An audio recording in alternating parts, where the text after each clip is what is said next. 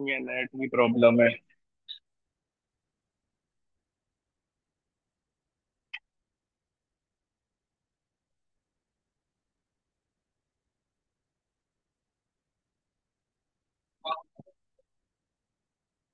Okay, तो देखो last class तक आपने क्या किया, अभी एसक्यूएल में टेबल क्रिएट की, टेबल क्रिएट कर लिया, डेटाबेस क्रिएट कर लिया। व्हाट इज डीडीएल, डीएमएल, डीक्यूएल, सबको क्लियरली आइडिया हो गया। डीडीएल क्या है, डीएमएल क्या है, डीक्यूएल क्या है। ओके। डेटा मैनिपुलेशन लैंग्वेज, कौन कौन सी क्वेरीज आती है, कौन कौन से कमांड आएंगे डेटा मैनिपुलेशन में? Insert, update and delete. ठीक है। डेटा डेफिनेशन में DDL, create, alter and drop. Create, alter, drop. और क्वेरी में आपका सेलेक्ट क्वेरी आ गया। ठीक है। अब इसके बाद में जब आप टेबल क्रिएट कर रहे थे, अभी हमने क्या लगाया था, डेटा टाइप। जब आप टेबल क्रिएट करोगे तो हमने टेबल क्रिएट करने के लिए create table, and then table का नेम एंड पेरेंथेसिस के अंदर हमने क्या किया, जो भी कॉलम आपको डिफाइन करने हैं वो कॉलम आपने डिफाइन कर लिए। जैसे एक सिंपल क्वेरी आप अगर लिखते हो टेबल क्रिएट करने के लिए, तो क्या थी,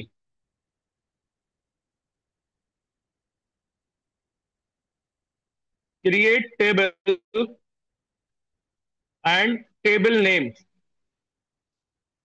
उसके बाद में आपने क्या किया, यहां पर पेरेंथेसिस के अंदर आपने,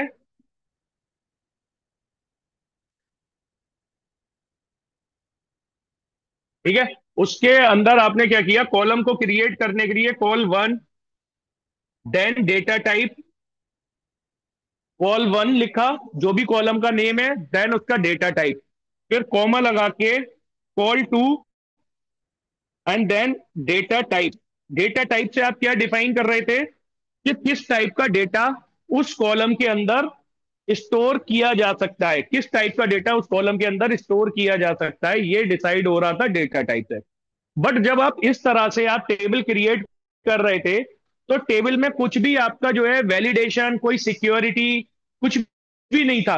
ठीक है। अगर आप डुप्लीकेट रिकॉर्ड एंटर करना चाह रहे थे तो इजीली डुप्लीकेट रिकॉर्ड हो रहे थे। ठीक है। अगर आप कोई और वैलिडेशन को जो है ब्रीच करना चाह रहे थे, वो भी इजीली हो जा रहा था, क्योंकि हमने यहाँ पर केवल एक टेबल क्रिएट की, केवल एक टेबल क्रिएट की और उसके अंदर जो है पार्टीशन बना दिए। ये कॉलम वन ये है, इसमें ये बस केवल यहाँ पर क्या वैलिडेशन लगी हुई है कि यहाँ पर जो भी डेटा टाइप आप लिखोगे उस टाइप का ही डेटा इसमें जो है सेव किया जा सकता है, इसके अलावा कुछ नहीं। तो आज हम स्टार्ट करने वाले हैं, इसका सॉल्यूशन क्या था, एसक्यूएल कंस्ट्रेंट्स। कंस्ट्रेंट्स क्या होते हैं, कंस्ट्रेंट्स आर दी रूल्स जो आप अप्लाई करोगे अपनी टेबल के ऊपर या कॉलम के ऊपर। तो कॉलम के ऊपर, टेबल के कॉलम के ऊपर कंस्ट्रेंट्स क्या होते हैं, रूल्स होते हैं, जिनका यूज करके जो आपके टेबल को बताते हैं वो क्या करते हैं, वैलिडेट करते हैं, इंटीग्रिटी वैलिडेशन के लिए, सिक्योरिटी। कि जैसे हमने यहां पर कुछ कंस्ट्रेंट्स देखे थे, जैसे हमारे पास में क्या हो गया, सबसे पहला कंस्ट्रेंट हमने क्या देखा, प्राइमरी की। ठीक है, अभी मैं कौन सा वो दिखा रहा हूं। ठीक है। स्पेलिंग मेरी इंग्लिश इतनी अच्छी नहीं है, गड़बड़ हो जाती है, अपने आप सही कर लिया करो। ठीक है। देखो कंस्ट्रेंट्स क्या है, कंस्ट्रेंट्स आर दी रूल्स जो आप अपनी टेबल के ऊपर, जो डेटाबेस की टेबल के ऊपर आप अप्लाई करोगे। जैसे हमने जब टेबल क्रिएट कर रहे थे, जब आप डीएमएल डीडीएल कर रहे थे, डेटा डेफिनेशन लैंग्वेज, तो जब आप अपनी टेबल को डिफाइन कर रहे हो उस टाइम पे आप क्या लगाओगे, वहां पर कुछ वैलिडेशन, कुछ रूल्स लगाओगे। क्यों? क्योंकि जब आप डेटा उसमें इंसर्ट कराओ तो उन रूल्स को फॉलो करके ही डेटा इंसर्ट हो। अभी विदाउट कंस्ट्रेंट क्या है, आपका जो भी डेटा मन में आएगा वो इंसर्ट किया जा सकता है। Only similar kind of data type जो होना चाहिए, जो उसमें आपने दिया हुआ है उस टाइप का डेटा आप इंसर्ट करते हो तो कोई प्रॉब्लम नहीं है। डुप्लीकेसी हो जाएगी, एक एक के तीन रिकॉर्ड हो जाएंगे, एक के 10 रिकॉर्ड हो सकते हैं, कितने भी रिकॉर्ड हो सकते हैं। कहीं पर नल छोड़ा जा सकता है, कहीं पर जो है कुछ भी वैल्यू जो है डाली जा सकती है। तो इसके सॉल्यूशन के लिए क्या होता है, एसक्यूएल कंस्ट्रेंट्स। अब हम यहां पर जब अपनी टेबल डिफाइन करेंगे, अब ये कंस्ट्रेंट्स आप कब बनाते हो, जब आप अपनी टेबल क्रिएट कर रहे होते हो। तो ये भी this is also the part of DML, data definition language. जब आप टेबल को क्रिएट करोगे, जैसे आपने डेटा टाइप दे लिए, कॉलम वन उसमें इंटीजर जा सकता है, कॉलम टू उसमें वेरकेर जा सकता है, कॉलम थ्री उसमें डेसिमल जा सकता है। ठीक है। बट डेसिमल और ये इंटीजर जा तो सकते हैं, बट उसमें कोई भी आपने रूल अप्लाई नहीं किया कि डुप्लीकेट रिकॉर्ड हो सकते हैं या नहीं हो सकते। तो इसके लिए कुछ हमारे पास में कंस्ट्रेंट्स हैं। अब क्यों कंस्ट्रेंट्स हमें रिक्वायर्ड है, जो आपको पता चल गया कि क्यों रिक्वायर्ड है, क्योंकि बिना इसके जो है आप यू विल फेस प्रॉब्लम, क्योंकि डुप्लीकेट रिकॉर्ड्स की प्रॉब्लम आपको फेस करनी पड़ सकती है। जब आप रिकॉर्ड निकाल रहे हो, किसी का फैच करोगे डेटा, अब फैच किसी और को करना चाह रहे हो बट किसी और का रिकॉर्ड आ रहा है, या मल्टीपल रिकॉर्ड्स वहां पर इंसर्ट हो चुके हैं, तो मल्टीपल रिकॉर्ड सारे के सारे आ रहे हैं। अब आपको डिस्प्ले, जैसे डैशबोर्ड पर आपको डेटा शो कराना है, डैशबोर्ड पर डेटा शो कराना है, तो अब जो अपने डेटाबेस से डेटा उठाओगे, अब चलो आपने क्वेरी लगा दी, select star from table where ID is equal to 1। ठीक है। अब पता चला आईडी 1 के जो है 10 रिकॉर्ड है, आईडी 1 के 10 रिकॉर्ड है।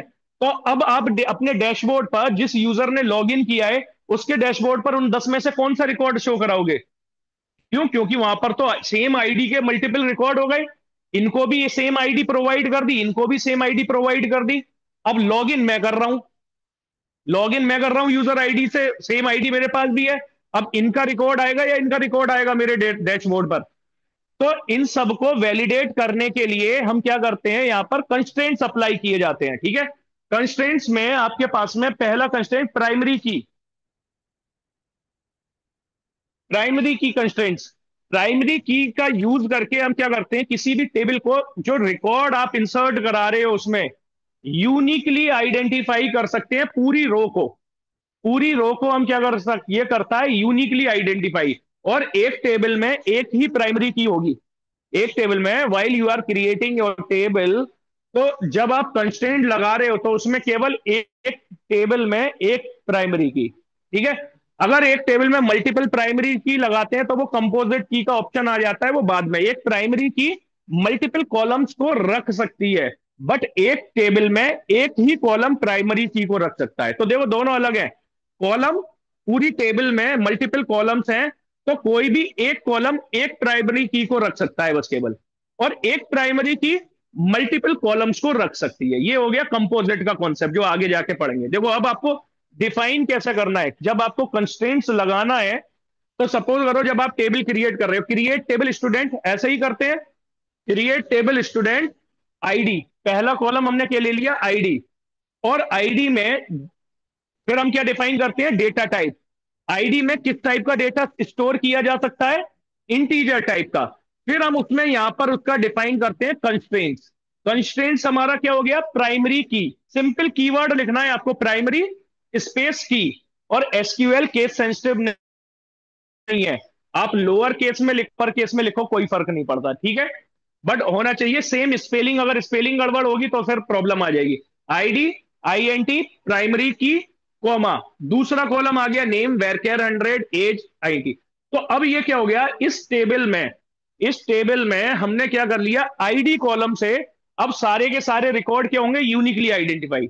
अब आप जब इसमें इंसर्ट कराओगे रिकॉर्ड, इसको जो है ब्लैंक नहीं जाएगी, ये कोई ना कोई रिकॉर्ड हो गई, तभी तो यूनिकली आइडेंटिफाई कर पाएगा। तो यहां पर प्राइमरी की में डेटा यहां पर इंसर्ट कराना ही पड़ेगा, और यूनिक वैल्यू होनी चाहिए, डुप्लीकेट रिकॉर्ड ये इंसर्ट नहीं कराएगा। ओके। सेकंड प्राइमरी की, पहले इनको डिस्कस कर लेते हैं, फिर इनकी क्वेरी बना लेंगे। नॉट नल एंड यूनिक, जो हमने लास्ट क्लास में भी डिस्कस किया था, नॉट नल एंड यूनिक। किस पे, स्ट्रिंग पे?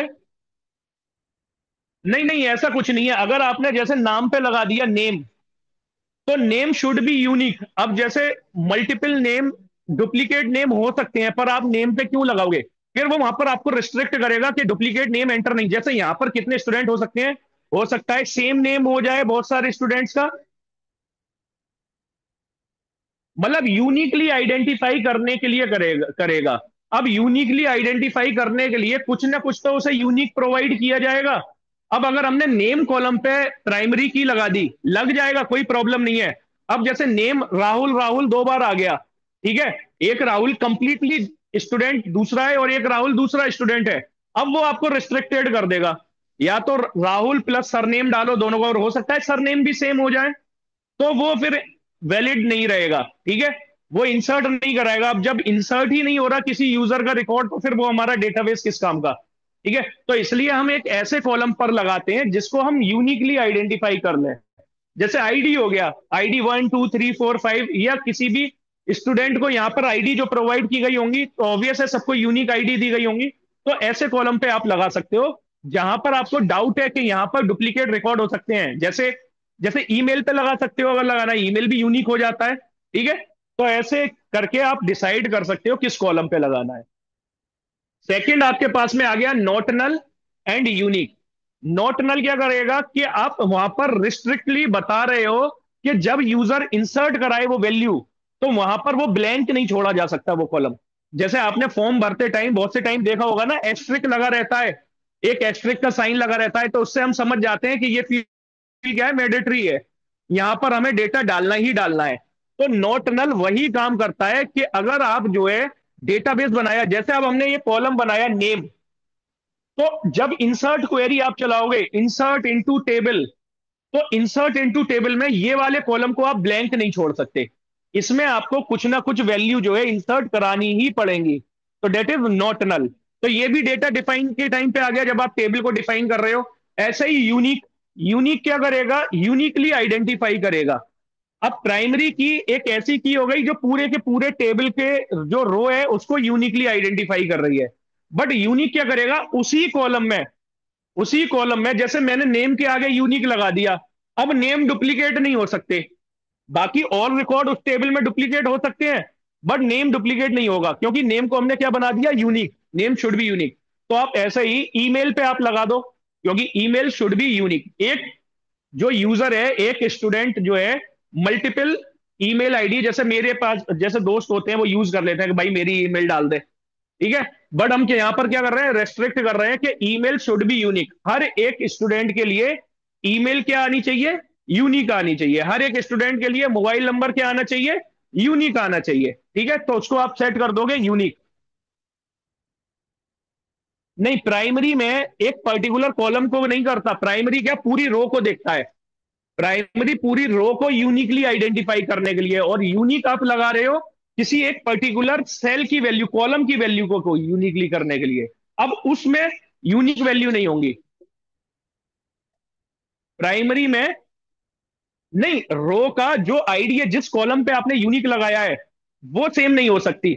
बाकी और रिकॉर्ड आगे आके सेम हो सकते हैं, बट जिसको आप यूनिक बना रहे हो, अब जैसे यूनिकली आइडेंटिफाई कर रहे हैं, तो प्राइमरी की लगा दिया। जैसे आपको जो है यहाँ से जो है वो मिली, आईडी मिली हुई, तो वो आईडी क्या है, वो आपकी एक यूनिक आइडेंटिटी है जो आपको यूनिकली आइडेंटिफाई कर रहे हैं पूरे के पूरे रिकॉर्ड को।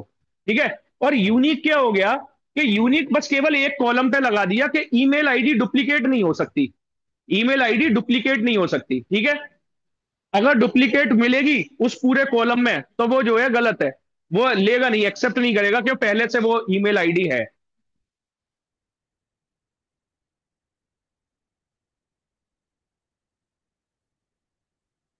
एंड फॉरेन की, जो आरडीबीएमएस का कॉन्सेप्ट है, relational database management system, foreign की क्या करती है, फॉरेन की बेसिकली दो टेबल के बीच की रिलेशनशिप एस्टेब्लिश करती है। फॉरेन की क्या करेगी, दो टेबल्स के बीच की रिलेशनशिप एस्टेब्लिश करने का काम।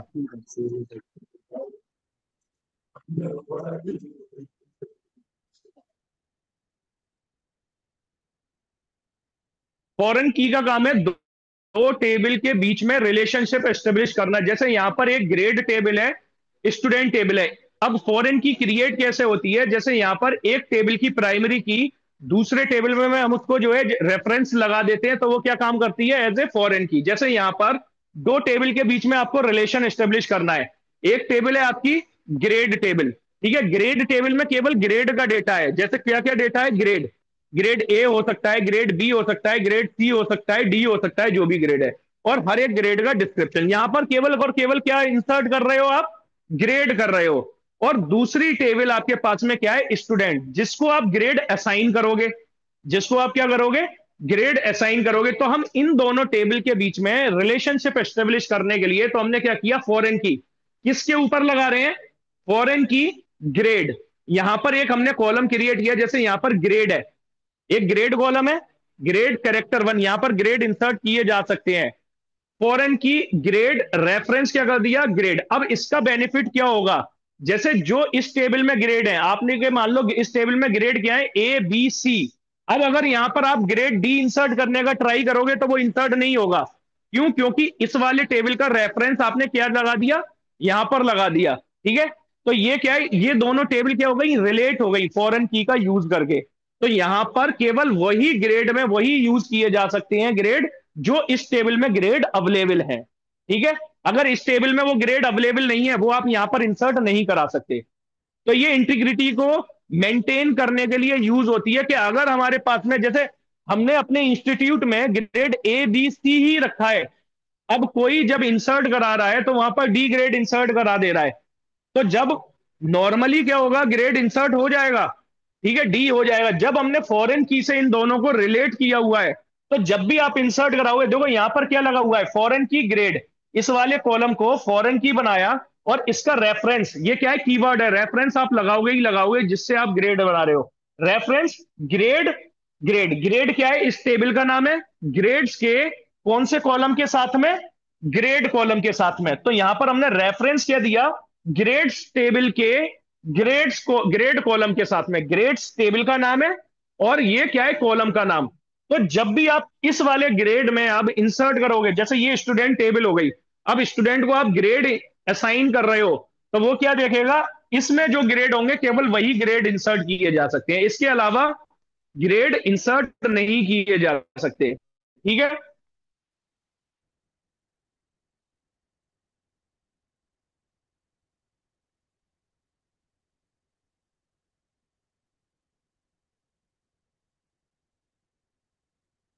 चेक, चेक क्या करेगा कि जब आप वैलिडेट, जब आप इंसर्ट करा रहे हो, तो इंसर्ट में वो जो आपने चेक में रूल बनाया है, उसी रूल के अकॉर्डिंग ही डेटा जो है इंसर्ट किया जाएगा। जैसे हमने यहाँ पर एज INT, और यहाँ पर क्या कंस्ट्रेंट लगा दिया, चेक कंस्ट्रेंट लगा दिया।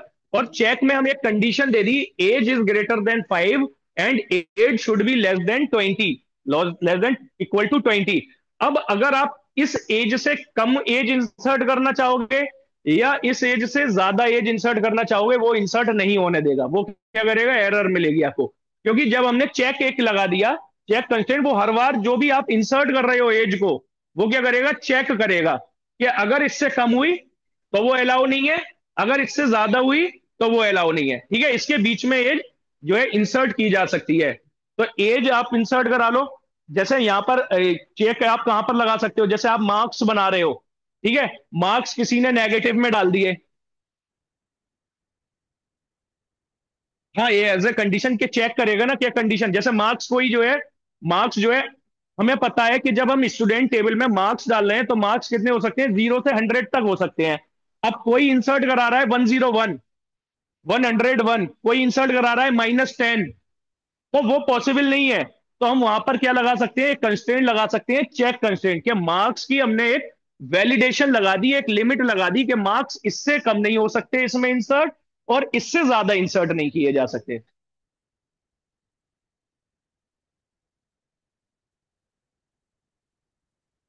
पाइथन की बहुत सारी क्लासेस चल रही है, नीचे जाके पूछो ना, ये सवाल जाओ पूछ के आओ। ना मुझे आइडिया नहीं है कौन सी नई क्लास शुरू होगी, मैं कैसे बता सकता हूँ। अच्छा, और अभी तो पढ़ के चुके हो तुम, अब रिवीजन भी मैं ही कर रहा हूँ। किसी और से पढ़ो, हो सकता है कुछ और समझ में आए। डिफॉल्ट, एक और लास्ट डिफॉल्ट हो गया। अरे इन पे ध्यान मत दो, सुन लो तुम। डिफॉल्ट, डिफॉल्ट का देखो काम क्या है, कि डिफॉल्ट में एक वैल्यू जो है हम सेट कर देते हैं कि अगर आप उसमें कोई डेटा नहीं देते, तो वो डिफॉल्ट वैल्यू वहां पर क्या होगी, इंसर्ट हो जाएगी। ठीक है, जैसे यहां पर एज इंटीजर डिफॉल्ट क्या कर दिया, 10। तो जो डिफॉल्ट एज की वैल्यू है वो क्या है, 10 है। 10 से ज्यादा आप ओवरराइड तो कर ही सकते हो, बट डिफॉल्ट वैल्यू क्या है, 10 है।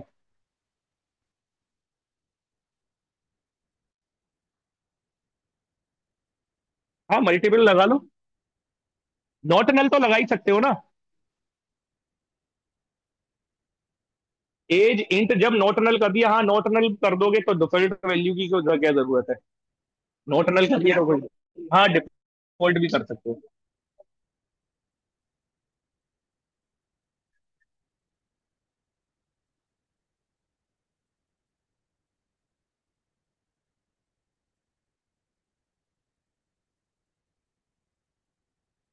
ओके, प्रैक्टिस कर लेते हैं, क्वेरी रन कर लेते हैं। सबसे पहले क्रिएट एक database, create database company, create database company.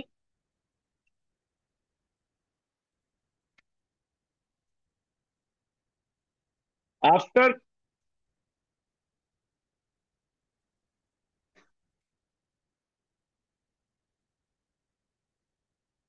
Create database company, create हो गया डेटाबेस। देखो यहां पर अगर आप रिफ्रेश करके देखोगे कंपनी आ गया।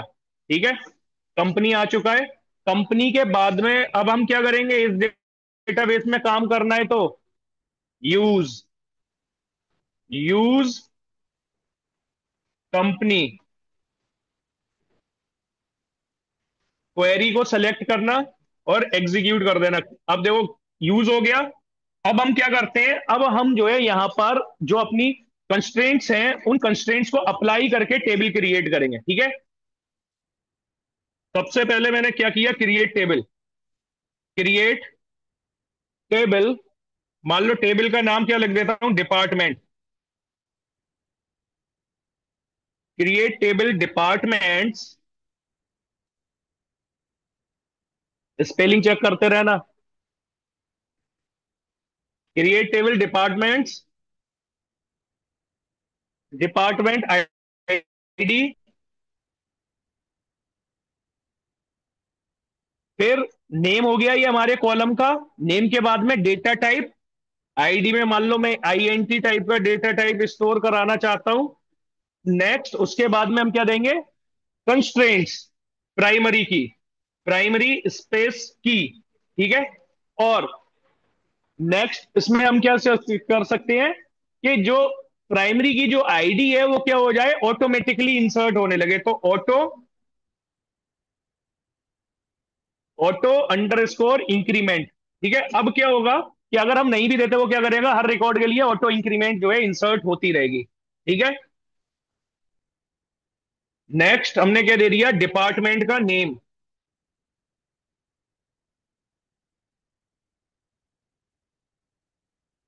डिपार्टमेंट नेम, वेयर केयर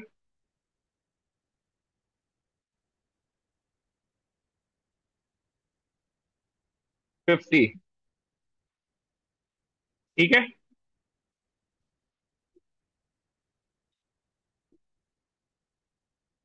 लिखना चाहो लिख दो।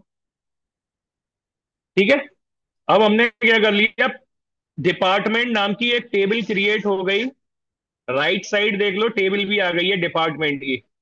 ठीक है, अब इसमें हम क्या कराते हैं, इसको वैलिडेट कर लेते हैं कि हमने प्राइमरी की जो कराया है वो अपना प्रॉपर काम कर रहा है या नहीं कर रहा। तो करने के लिए हम क्या करेंगे, इंसर्ट डीएमएल पे आ जाते हैं। Insert into departments, insert into departments. अब हमने कहां पर इंसर्ट कराना है रिकॉर्ड, मान लो मैं दे देता हूं डिपार्टमेंट, क्योंकि आईडी तो हमने ऑटो इंक्रीमेंट की हुई है। तो वहां पर DPT underscore name, department name में वैल्यूज, वैल्यूज में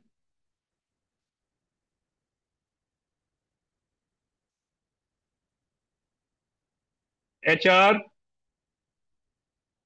कोमा लगा के दूसरी वैल्यू दे देता हूं,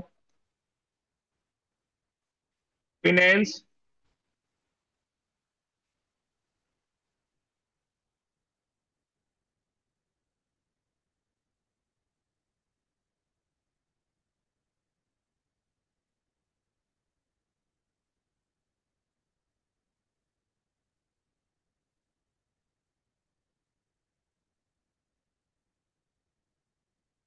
आईटी। ठीक है, ये हमने यहां पर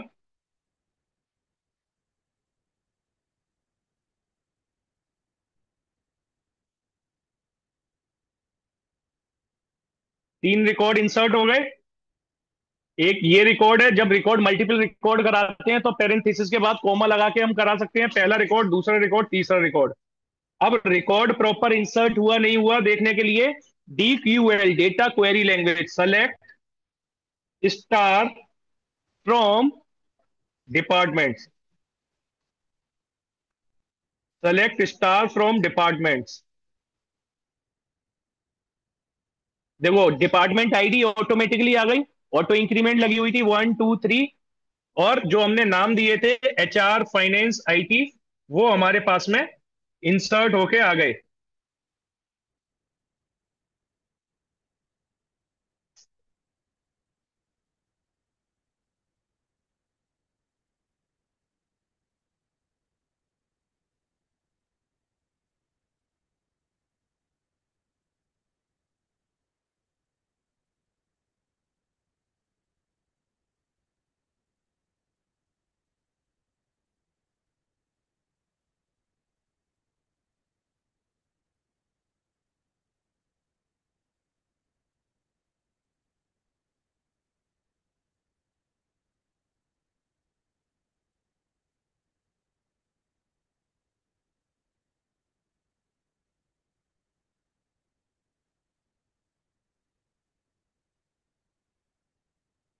हाँ तो क्या है, नहीं रिपीट में कोई नहीं है, अगर आप उसकी सेलेक्ट स्टार करोगे सबकी आईडी अलग अलग आ रही होंगी। हाँ। अब देखो मैं क्या कर रहा हूं, यहां पर वैलिडेट कर लेता हूं प्राइमरी की को। मैंने क्या किया, फिर से इंसर्ट की क्वेरी चलाई। अब मैं क्या कर रहा हूं, डिपार्टमेंट आईडी और डिपार्टमेंट नेम दोनों डाल रहा हूं, बट आईडी में क्या कर रहा हूं, डुप्लीकेट कर रहा हूं फिर से, क्योंकि वन पहले से इंसर्ट हो चुकी है, 1 2 3। अब मैं एडमिन डिपार्टमेंट को मैंने क्या किया, 1 दे दिया। देखो क्या आ गया, डुप्लीकेट एंट्री 1 फॉर की डिपार्टमेंट डॉट प्राइमरी की। तो डुप्लीकेट रिकॉर्ड इसमें इंसर्ट नहीं किए जा सकते। ऐसे ही मान लो ये भी क्वेरी ने एरर दे दी,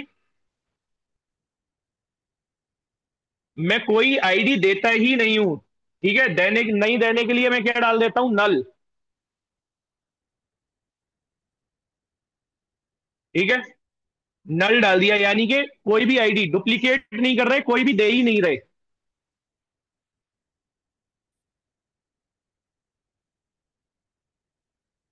अब देखो,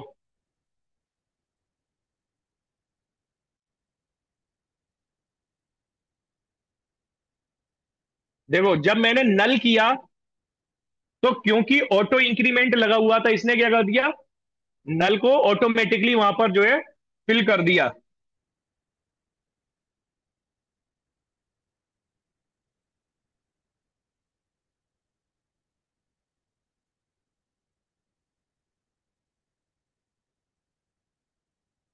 तो डिपार्ट जो प्राइमरी की है वो डुप्लीकेट नहीं हो सकती, कैन नॉट सेट नल, ठीक है, नल ब्लैंक नहीं छोड़ी जा सकती, ठीक है।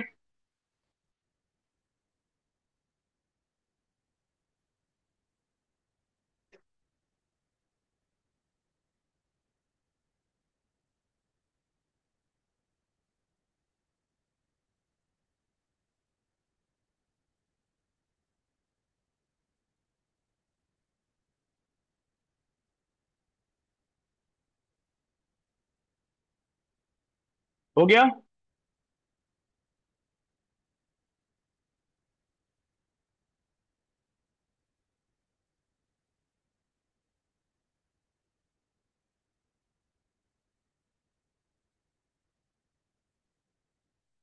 नेक्स्ट करते हैं फॉरेन की, दो टेबल के बीच में रिलेशन, ठीक है।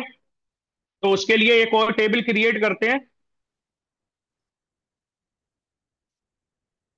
Create table employees,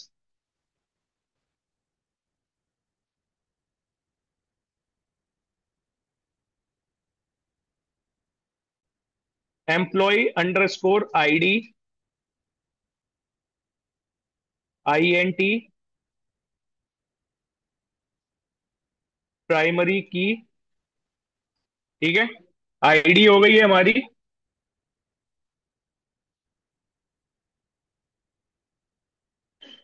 employ ID, employ ID के बाद एम्प्लॉय नेम,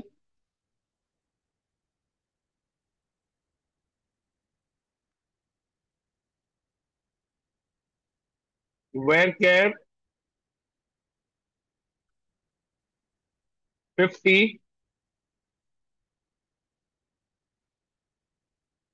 अब हर एक एम्प्लॉय का कोई ना कोई डिपार्टमेंट होता है, डिपार्टमेंट आईडी, डिपार्टमेंट आईडी हमने क्या सेट कर दी, इंटीजर, क्योंकि वहां पर आईडी इंटीजर में ही है। ठीक है। अब हम क्या करते हैं, रिलेशंस एस्टेब्लिश करने के लिए इस डिपार्टमेंट आईडी कॉलम को क्या करते हैं, यहां पर फॉरेन की सेट कर लेते हैं। ठीक है। तो फॉरेन की सेट करने के लिए पहले आप कीवर्ड लिखोगे फॉरेन की। ठीक है। अब किस कॉलम को आपको फॉरेन की लगानी है, तो आपने क्या किया, यहां पर दे दिया department under score ID, department ID को फॉरेन की बना दिया। अब आप रेफरेंस दोगे कि किस टेबल के साथ में रेफरेंस करना चाह रहे हो, तो रेफरेंसेस किसके साथ में हम कर रहे हैं, डिपार्टमेंट टेबल, डिपार्टमेंट्स के अंदर डिपार्टमेंट अंडर स्कोर आईडी। तो ये हमने क्या किया, दोनों टेबल के बीच में रिलेशनशिप एस्टेब्लिश कर दी बाय यूजिंग फॉरेन की। तो हमने एक टेबल क्रिएट की जिसमें हमने एम्प्लॉय आईडी को इंटीजर टाइप की वैल्यू इसमें सेव की जा सकती है, और प्राइमरी की हमने जो है यहाँ पर वैलिडेशन लगा दी, कंस्ट्रेंट लगा दी, उसको ऑटो इंक्रीमेंट सेट कर दिया कि ऑटोमेटिकली वो इंक्रीमेंट होता रहे। ठीक है। एम्प्लॉय नेम में वेर केयर 50, डिपार्टमेंट आईडी, उसको डिपार्टमेंट आईडी को हमने किससे रेफरेंस कर दिया, डिपार्टमेंट टेबल के डिपार्टमेंट आईडी से।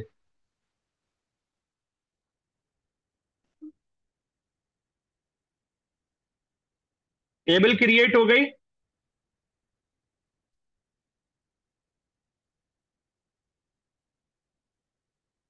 देखो देख लेते हैं, एस सी कौन सी,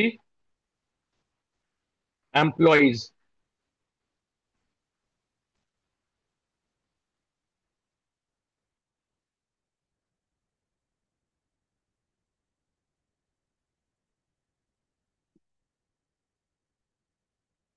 देखो फॉरेन की को रिलेशनशिप एस्टेब्लिश करने के लिए मल्टीपल की एमयूएल आता है, तो ये आ गया।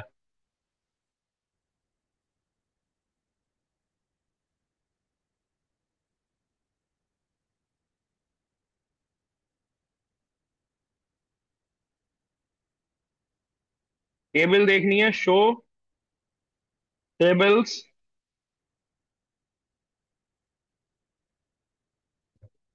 दो टेबल हमारे डेटाबेस में आ गई, बन गई। एक एम्प्लॉय टेबल बन गई और एक बन गई डिपार्टमेंट टेबल, दोनों को हमने रिलेशनशिप भी सेट कर दिया बाय यूजिंग फॉरेन की। अब हम क्या करते हैं, इंसर्ट कराते हैं किसमें, एम्प्लॉय वाली टेबल में डेटा इंसर्ट कराते हैं। Insert into employees. ठीक है। Employee name comma department ID,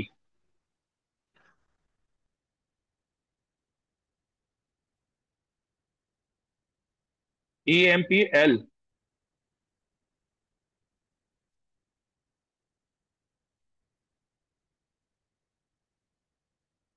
अब सही है, EMPLOYWS, employee ID and values, values यहां पर इंसर्ट करा देते हैं। ठीक है।